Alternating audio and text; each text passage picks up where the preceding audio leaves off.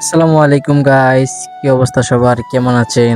আশা করি সবাই ভালো আছেন। আলহামদুলিল্লাহ, আপনাদের দয়ায় আমিও ভালো আছি। তো ঈদের দিন সকালে রেডি হয়ে চলে গেলাম ঈদগাতে। ঈদগাতে গিয়ে দেখি হুজুর বয়ান দিতেছে, আর এখনো এত একটা মানুষ আসে নাই। আমরা অনেকটা আগে আগে চলে এসে পড়েছি। আমি, আমার আব্বু, আমার চাচাতো ভাইয়েরা।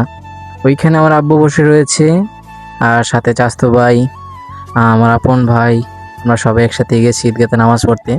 যদিও আজকে ঈদগাতে নামাজ পড়তে যাওয়ার কোনো রকম কোনো প্ল্যান ছিল না, কারণ আকাশের অবস্থা অনেকটাই খারাপ। আল্লাহর অশেষ রহমতে আমরা সবাই মিলে ঈদগাতে নামাজটা পড়তে পেরেছি, তার জন্য আল্লাহর কাছে লাখো কোটি শুকরিয়া। আর দেখতে দেখতে ঈদগাতে মোটামুটি অনেক মানুষ এসে পড়েছে।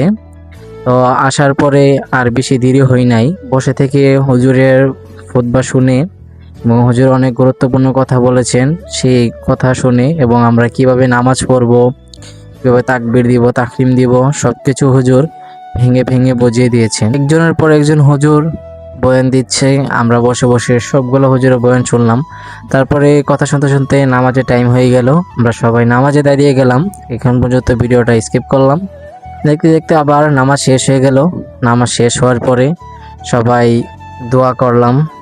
দোয়া করে নামাজ শেষ করে সোজা চলে আসলাম আমাদের এলাকার কবরস্থানে, যেখানে আমার দাদা, আমার অনেক আত্মীয় স্বজন শুয়ে রয়েছে। আজকের ব্লগটা এতটুকু পর্যন্তই। সবাই ভালো থাকবেন, সুস্থ থাকবেন। আপনাদের সাথে দেখা হবে আর নতুন একটা ভিডিও নিয়ে।